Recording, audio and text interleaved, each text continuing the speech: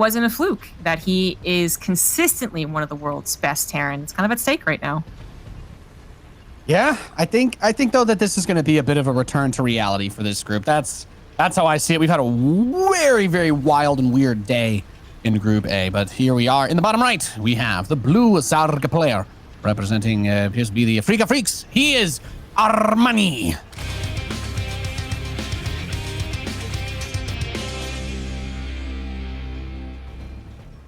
In the top left, as the red Terran, he is Team Liquid's Clem.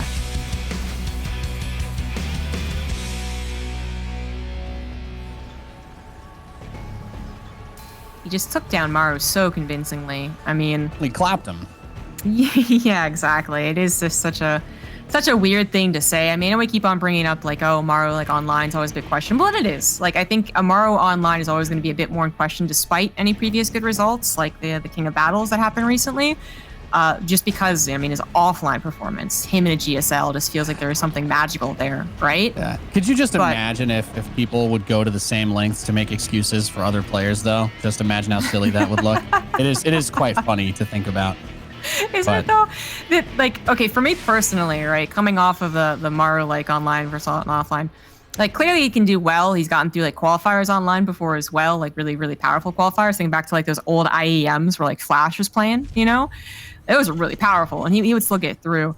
But I just remember, you know, back in the days of a community caster, where you got all excited because the mainstream for once doesn't want to cast Maru, and we're like, yes, oh yeah, we get the chance. That was always it's the gonna highlight of the happen. day. And then it's like 2 Raxes, and we're like, cool, amazing. So maybe I just set myself up for disappointment with this guy.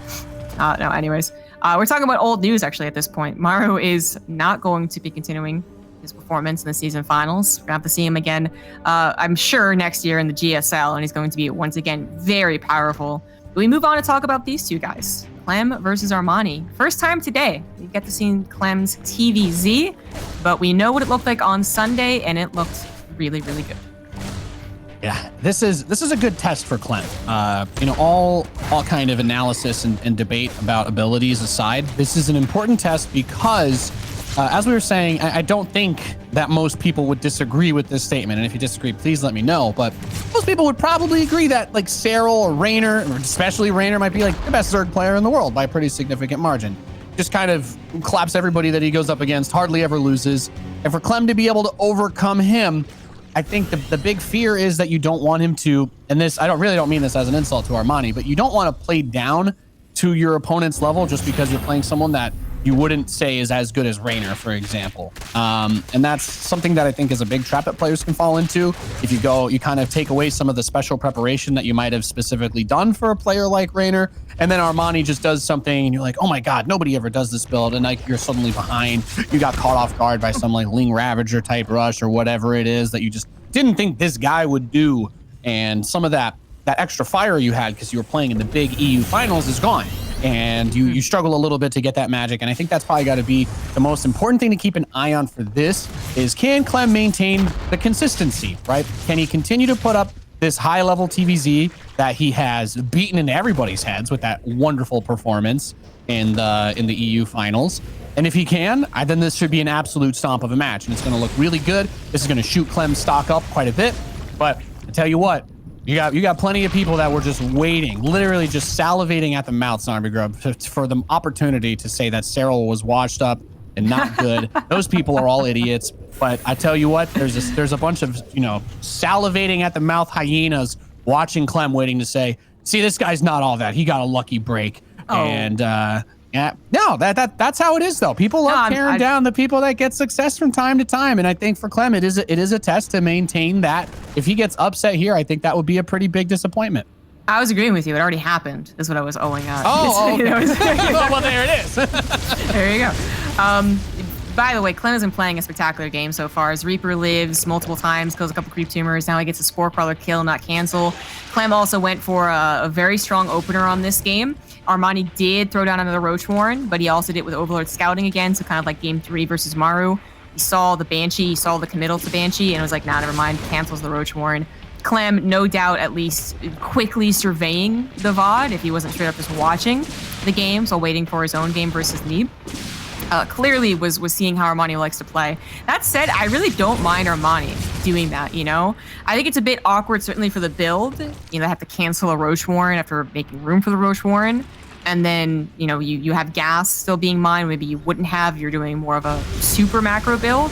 I actually kind of like that he just gives himself that choice. Doesn't work here. The game goes on. He goes into fast Spire, which does kind of make the Terran player with the Banshees go like, oh man, because I don't think Clem would know that he actually did stop a Roach Warren. What he sees is a Spire, and he has Banshees that haven't done much damage yet, so he's probably not happy with this result. But if he checks the build order after the game, he's going to be very happy that he denied that he forced Armani to change his plans.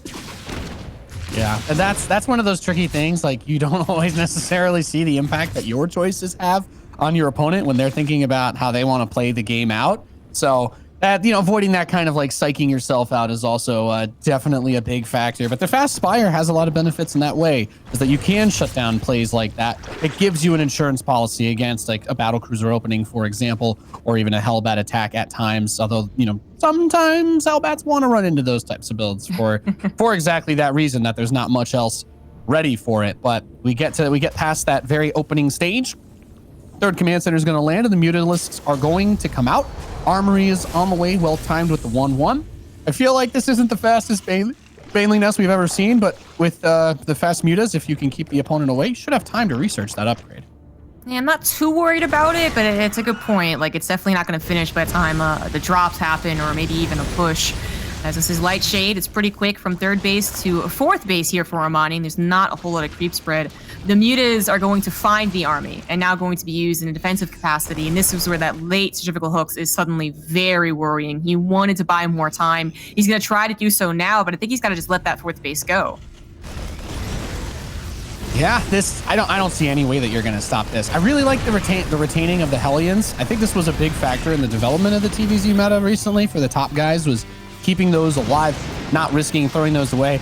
This is an exposed factory that was being built over there too. He really is trying to get the most damage done while he sets up to deal with this push. But Baneling speed is not yet ready. He's going to split the Hellbats off to the mineral line. And this gets really tricky, because if he splits those Hellbats properly with these chokes, you have to burn through so many of your Banelings to clear this out, that Marine push with the tanks becomes just that little bit more terrifying. But Clem says, okay, I don't want to put all my chips in the basket right now. I'm going to pull back. Killing the fourth hatchery is plenty enough for me. Armani's probably restarted it on the other side, so he'd rather set up, keep those units alive, and then bring it all together for another big push on the top side of the map. That was still very good for Clem. Armani was supposed to have a little more creep spread. He was supposed to have threatening Baneling speed, kind of like posturing like, oh, I could definitely defend if you move in too far. And instead, he decided to let it go. In his run by, didn't really do very much. The Mutas found very little success. Lings were denied by the Banshees that are still alive and actually now very healthy. So Clem now pushes to the other fourth base, figuring correctly that his opponent would have taken that. You need a fourth for sure. Armani might have to play a bit of the refugee Zerg here. They're just like, cancel hatcheries, don't try to save them. Okay, let's let that one go. But if you don't try to save them, then you've lost 350 minerals. If you do try to save them, you've lost that, plus whatever you tried to save it with. You know, Baneling's exploding, Muta's going down, and that makes it even worse than just giving it up.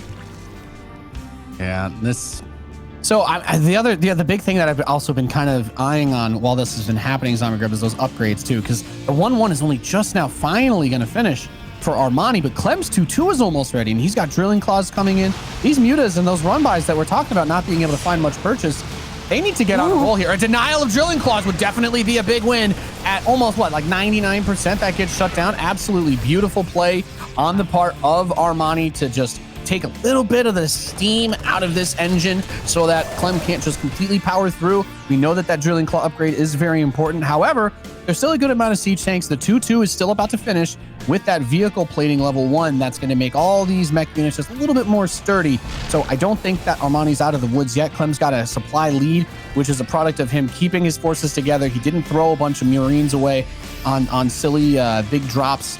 Not that they have to be silly, but Armani's got so many units and Mutas around, it would be quite hard to try and take that fight normally. Oh my god! Widow Mines can't burrow very quickly, and the Marines are all kind of choked up here. Ooh, yeah, I think he tried to pull back, and then the tanks blocked them.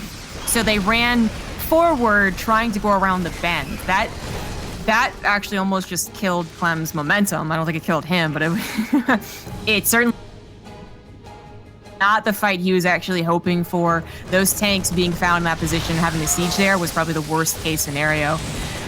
Clem still has to play, he still gets to play the rest of the game, but that, I feel like, was actually even going to be a killer push with his upgrade lead, with his Marine count. And now he might even lose the push and his 4th CC. Okay, it's going to drop mules and save it, but Armani really showing how powerful he is in this matchup. I mean, he starts these games off, doing a bit of a risky build, the mutas, and being like, well, if he doesn't do damage to the mutas, he's going to be in trouble. No upgrades, there's typical hooks, blah, blah, blah.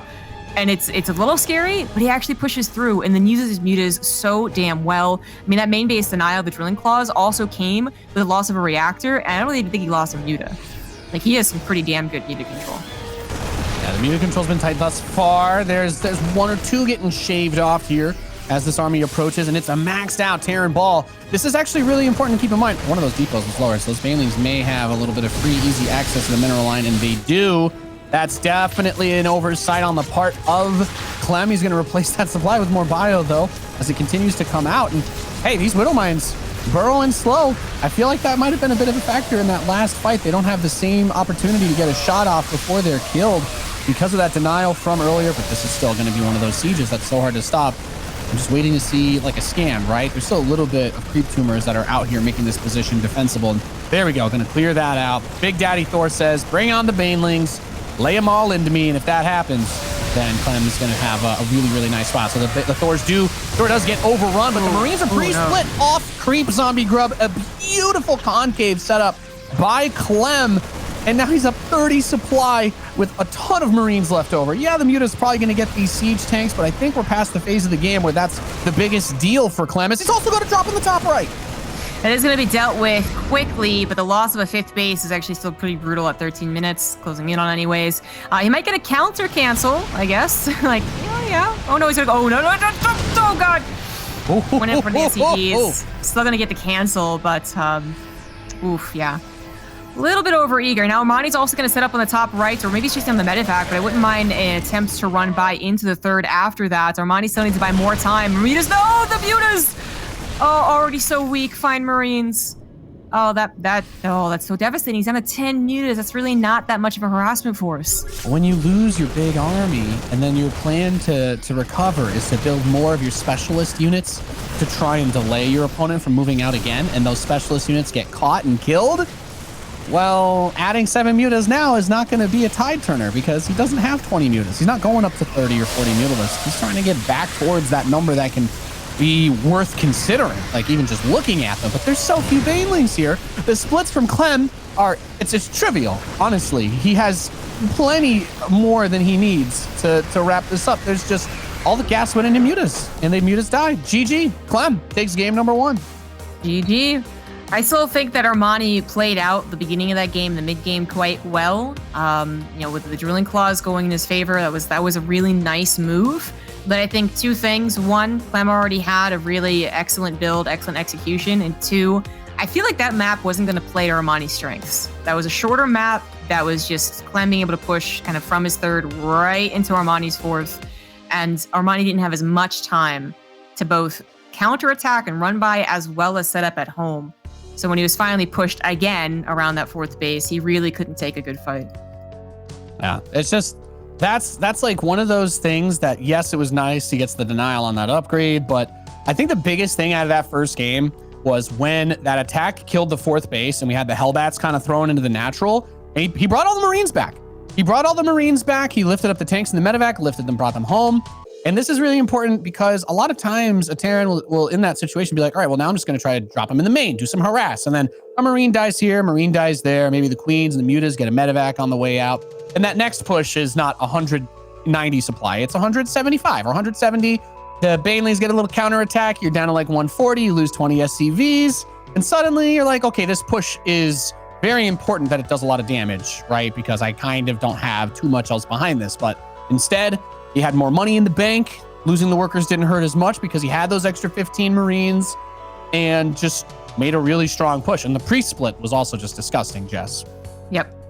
that was not going to be a good fight, I think, for anyone really as a Zerg player. No. Could have been a bit better, but if he had more creep spread, because that's going back to like that map might have not been ideal for Armani. He usually has more time bot, a few more creep trimmers out there, and he probably also has another set of Ling Baneling positioned somewhere to actually help out, as opposed to what happened, which was him just rolling off of creep very quickly into one of the easiest micro positions for any Terran, honestly, as you just fan out and just let the Banelings roll into you. So I think he's going to have a much better time in a game like that on Romanticide.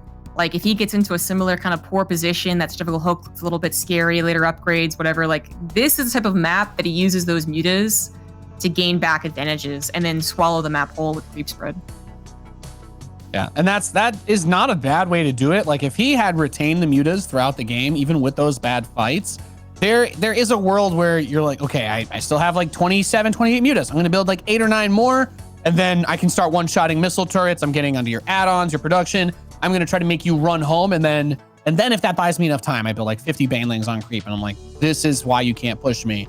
But when you lose the mutas here, when you lose the mutas there, when they just get caught, as you were saying, as he was just kind of moving around that south side of the map, he just ran into 6 Mutalisks. If that happens, then going from 10 to 20, that doesn't mean anything. That's 20 Mutalisks is not going to be enough to turn the game for you. Suddenly, you'd rather have that 1,200 gas just in Banelings. Would that have won the game for him? Probably not. Would it have been better than fighting with 20 mutas instead of 10? Probably. It's just a very difficult situation to be put in, because Clem really did not leave. He didn't leave anything out there for Armani to pick up on. Yep. He didn't really ever just fully stop momentum, which, I mean, actually, Armani versus Maru, that's what happened on Death Aura. I don't remember how the opening set up, actually, but I remember that Maru basically just went in 4 bases and was like, I'll just be patient. No, it was Romanticide. I'm thinking of Romanticide, actually, as we go into Romanticide. Looks like someone might have crashed out, so we're almost there. But yeah, he just kind of like really played a very defensive game, even with the potential for some more momentum, for some more push outs, because that tide changed. Like it turned over into Armani's favor as the muta started getting into his barracks, as the creep started to go out, and you do have to respect that once it happens. I feel like every Terran player has watched it or had it happen to them, where you're like, I think I've got the momentum, and you look ahead and you're like, oh, that's a lot of creep spread, and like 20 Banelings. I guess I don't anymore. So you pull back home and you start defending, but Clem never really had to do that. Yeah, that's exactly what we're saying. I was like, if you can get to that place as Armani, that's great, right? That is definitely one of the big plays in the Zerg toolbook, in the toolbox, I guess, that you can use to bring a game back. But when it gets to that situation in the first place, the creep didn't get spread super far outside of that 4th as well, is also important to note. The creep spread was way more in the northeast. And, like the follow-up 4th base stayed up, but it was also Clem, he got the drop there too, right? He had the drop in that 4th base while he was making that frontal assault. And a lot of it does boil down to that, is you can't buy the time to get the creep spread out, to get those Banelings up when you bleed out the Mutalisks. You need Mutalisks. They can be great, but they are as much of a glass cannon as anything in StarCraft. And it really is just one of those 2 moments of hesitation or a screw up. You're poking some SCVs. Oh, there's just 1 missile turret. Boom, 2 Widow Mines go off. You're like, all my mutas are orange health, and if we run into anything else, they will likely die instantly. So that's one of those things that's never easy, because like there's a million different ways to hide Widow Mines behind Terran buildings and bases and around the map and all these spots. But being able to deal with that is why guys like Raynor are, beast mode. Mm-hmm. Now, Clem unfortunately had his PC crash, so we're back into it, guys. But Clem's done a great job at adapting to his Zerg opponents. I think there's actually a stark contrast between his series versus Serral and his series versus Raynor. He actually was doing a lot of like the Widow Mine drops versus Serral, getting very fast second factories, sometimes off of fast third, sometimes off of like Hellbat pushes. But then for Raynor, he really changed things up. I feel like he's already done such a great job changing things up for Armani. I think he has had to have gotten used to a couple of Banshee openers on maps like Lightshade because of the threat of roaches and 1/1 roaches, to be more specific. But I think after watching the original series of Armani versus Maru, Clem has actually got a handle on how Armani plays, because it wasn't just the Banshees against the roach one that Armani canceled. There was also a moment where he attacked to the right and had a attack to the left, and Clem was already moving his Marines to the bottom left. Like he knows what Armani's going to do, it seems, which doesn't bode well for Armani as we head into game number 2. I think the map's a bit better for our Zerg player, but the opponent does not get any easier right now. In the top left, down 1, he is the blue Zerg, Armani.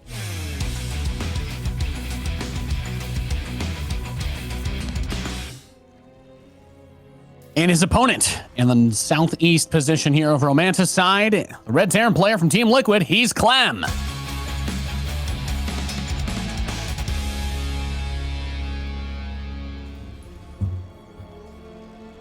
I think that boils down to it though, right? He had the awareness to kind of recognize, hey, if I split some Marines off in this direction, if the mutas were trying to avoid my army, they might go this way. Like in StarCraft, probably the hardest thing to get across to like the audience when we're commentating a game is just how much muscle memory is involved with everything that happens. You know, high level StarCraft versus mid-level StarCraft is largely the automation of a lot of the basic things. And that's a really, really crude way to simplify it.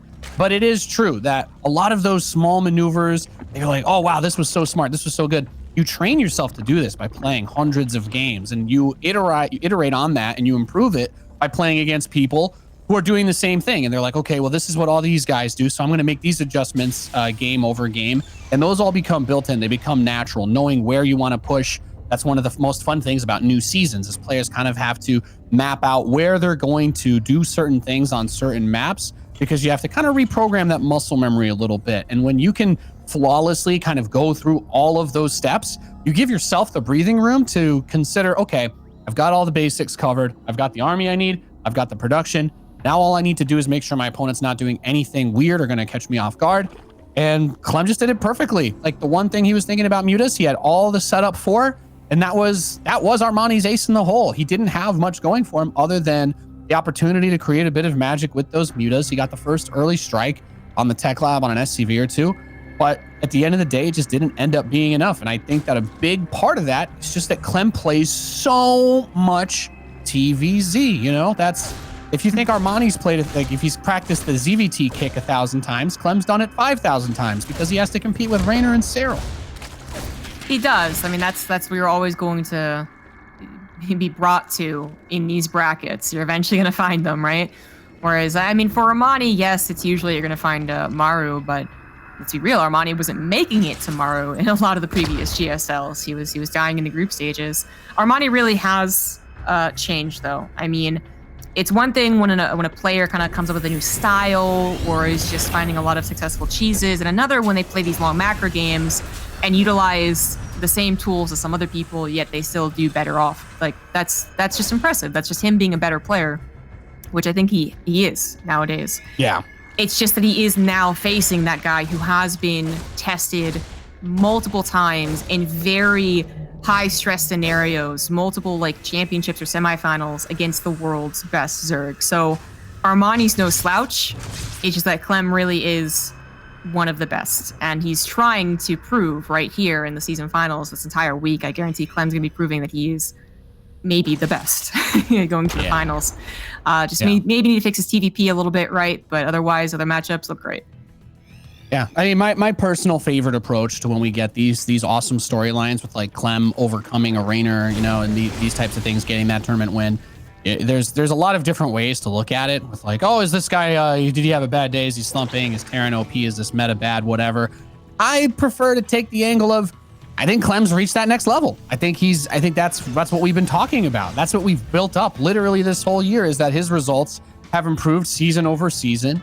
Much like we talked about Estrella with his results that were improving season over season. And he had that, you know, that phenomenal run in the War Chest Team League. And I love to see that. And it's for me, it's less of a, oh, like what could you do in this situation as Armani, and more of a Clem is asserting himself as that very dominant, strong Terran player that we've seen all year. It's just that he's actually reached that point now where if he brings it out consistently, he doesn't struggle against too much. And this is going to be another challenge for him. Armani going for that Worm de la Nidus. He has the spine and the natural. That's it should be a pretty big giveaway that he's doing a tech-based build. However, there's no vision in the southwest of that main base, Zombie Grub. Does it matter though? Like, this is going to be pure Ling Queen. If Clem can have, Yeah, he's gonna have stim. He's gonna have medivacs. Like if he has time to respond, okay. Like there's a difference between the Lings jumping on the Marines with everything they've got, and Clem being like, oh, that's what this is, and then like pulling back and bringing his SCVs. Maybe this is exactly what Armani wants him to do. Maybe he's exactly hoping that the medevac will go across the map, leaving Clem with whatever production has left over, which will not be enough. Production plus 2 medevacs worth? Yes, that's probably enough. Only one portion of that? No, I'm not sure. And he's going to pull back with the medevacs. Marines already being killed. SC's already being killed. The medevacs actually might have to unload on top of Lings. Is this actually going to work? This is really weird because I actually think that quite a few, there was quite a lot of the Zerglings that died to those 2 Hellions and the Reaper that were pocketed in, but the Nidus is finished inside of that main base. Another Nidus starts up in the natural, and very important to note as well, a lot of stims are going to be forced out of Clem as he's going to be quickly trying to reposition himself on his own base. And I think the 300 IQ move here, because as we were talking about, it's a lot of just Lings and Queens, Zombie Grub, Spine Crawlers, halfway done inside of Clem's base. There are so many transfuses available here. I really don't know what exactly the game plan is, because normally this many Marines against this many Lings, I'd be a little bit concerned. But when you add in, what is that, 8, 9 Queens and 3 Spines, it gets a hell of a lot more difficult very, very quickly. That siege tank is going to be an MVP player if it's able to help make this hold possible. Combat Shields is done. He's going to go for it, but the Spine Crawlers are there, as you were talking about. One tank is firing, nothing else. And Clem, I feel like he thinks he's going to win this, but I'm not so sure. I guess the Lings are mostly gone, but the medevacs also are losing out on their energy. The Queens still trying to do their best with their own DPS. I mean, I feel like he overstayed his welcome just a tiny bit, where maybe just buying more time, pushing that second siege tank forward and dealing with the natural faster would have been the better call. I don't know, but Clem still has some really solid production. Yeah, I'm surprised that the main base SCVs weren't pulled to help with this. As long as that tank doesn't die, I really did think he was about to kill the tank with those Lings early on.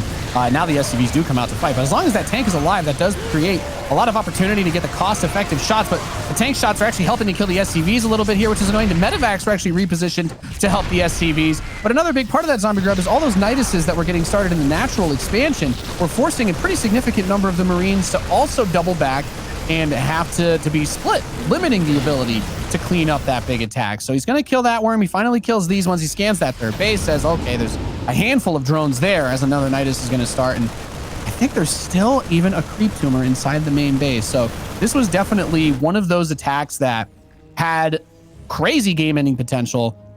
But at the end of it, you've got a Terran on 3 orbitals. The Zerg has no 4th, and there's no upgrades for the Zerg. Baneling Nest is only just now going to be getting underway. And +1 is finishing for the infantry. So I think taking this 3rd right now, again, is a bit adventurous. Armani definitely realizes that he needs to make a play happen to save himself. So that does not get allowed to land. And he's going to keep spreading the creep inside of Clem's base. But how does he stop this attack? I don't see it. He's going to be able to start slow Banelings in a little bit. But most of the Lings are still out on the field, too. 2 dozen Queens. That's how he does it. He doesn't even have that many transfuses, actually. Like there's 2, maybe 3. Are Queens that good?